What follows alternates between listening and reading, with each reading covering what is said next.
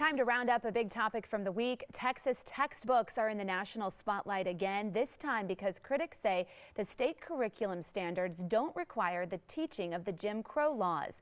The curriculum standards act as minimum requirements for what the textbooks have to cover. The chair of the Texas Education Board admits there were some missteps in the state's curriculum standard. He says that happens when you have to list every event in history. McGraw-Hill, one of the publishers of the new textbook, says they actually do mention Jim Crow laws and the KKK. The history in Texas textbooks is our topic this half hour. We want to hear from you. You can weigh in on our Fox 26 Facebook page. You can also send a tweet. Use the hashtag Fox26forlife. Joining us live in the newsroom is our panel led by our Fox 26 senior legal analyst Chris Tritico, our news analyst Mustafa Tamiz, and public policy analyst Jackie Bally. Good morning, guys. Good morning. So what do you think? Should all history be included in textbooks? Well, I don't think that you can pick and choose what parts of history that you want to include in your textbooks. This is not a new allegation as it goes with the State Board of Education in Texas. They have been for many years rewriting history. The allegation, at least, is they've been rewriting history for a very long time. And the importance of this is far greater than just Texas. Texas buys so many textbooks that when the State Board of Education says this is what we want in our textbooks, it affects almost half the states in the union because of our purchasing power. The McGraw-Hill and the other writers follow Texas's lead for really most of the country. And so it's a very important issue. In this instance, and this is following the shootings in South Carolina, as they examine these books, Texas seems to have, the allegation is they've mitigated the role of slavery, mitigated Jim Crow, and kind of glossed over that in the book. And the allegation, Mustafa Tamiz, is that's a rewrite of history, and it's not teaching the children what they need to know about something as important as slavery. And that is consistent not just on social studies books, but in science books where creationism is included and science is not. So there's a lot of issues with that. But specifically to this, because this is a bigger topic right now that we seem to talk about is, you know, what was the reason for the Civil War? And there's a movement that said it had nothing to do with slavery.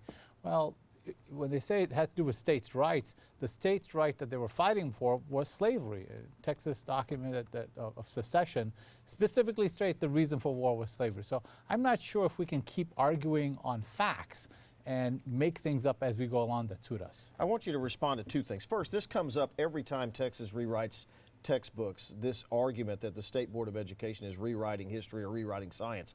And then I want you to respond specifically to this thing about slavery and Jim Crow. Yeah, we can't have it both ways. First, we say get rid of the Confederate flags because we want to erase that part of history, but then we're saying whenever some books or some textbooks are omitting other issues dealing with the Civil War, we get mad at that. The textbooks that the State Board of Education have approved, the list of publishers have admitted that they all do include Jim Crow laws and do include slavery. So even though the curriculum that's listed specifically, some may not have that, the textbooks that are approved by the State Board of Education, all of them, all of the publishers do address Jim Crow laws, KKK, and slavery. And they do list slavery as a reason for the Civil War. When this came up, I asked my sons, I said, hey, did y'all hear about, did y'all learn about Jim Crow laws or KKK in school this year or last year or the year before? And they both said yes. And I said, textbooks or your teachers? And one said textbook and one said a combination of the two. So it is still being taught in the classroom. But in an amazing concession for the State Board of Education, the chairman said we made a mistake here. That's the first time in all of these years that people have been accusing them of rewriting history. They've admitted they made a mistake. The chairman said that things are being omitted because he's a human, or he or she is a human being. So mistakes will be made in any area, period. Is it just human error here, or was this something the State Board intended to do? It's intentional. I mean, I find it an amazing statement to say that there's so much that has happened in the past 200 years, we just can't cover everything. And one of the reasons, you know, out there happened to be slavery amongst all these other reasons. Well, there would not have been a civil war if it wasn't for slavery. That's a fact. All right, let me go to Sally. She's monitoring our social media. Okay, hot topics this week on our Fox 26 Facebook page. Let's take a look at that. Steve says, I don't remember ever having any discussion of the Jim Crow laws while I was in school. Come to think of it, I don't recall ever seeing anything about it in any of my history books, and history was my favorite class in school. And then we scroll down a little bit. Sarah says, if they have a good teacher, textbooks don't matter. I don't think I picked up a textbook my junior and senior year. And Kyla says, we discussed it at my high school. I just graduated.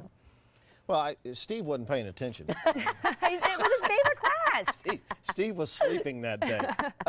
You know, I can recall discussing Jim Crow laws when I was in high school, and that was around the turn of, well, when the earth cooled around that time.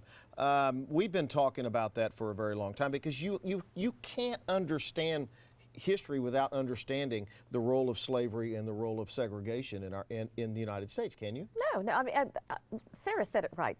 Teachers will cover this topic because a lot of teachers are using other means besides textbooks. They're using speeches, they're using other ways to teach their students. And at the ending of the day, it is ultimately up to the teacher what is taught in his or her own classroom. So the fact that this is coming up and we're saying that the State Board of Education is trying to rewrite history is ridiculous because their approved list of textbooks do include slavery. And it does say that slavery contributed to the Civil War. That is somewhat of a valid point. If you ask me, what Sarah's making and what Jackie's saying is that the role of textbooks is diminished in today's world. Schools don't give students textbooks to take home anymore. They have classroom sets and they use the textbooks only in the classroom. If that's the case, do we really even need these anymore? The purpose of the textbooks is to create a base level education. And in that base level education, if you're not including important parts of our history and you're expecting teachers to come up with their own, syllabus and supporting it, what are we doing? I mean, isn't the job of the State Board of Education to create a base level education?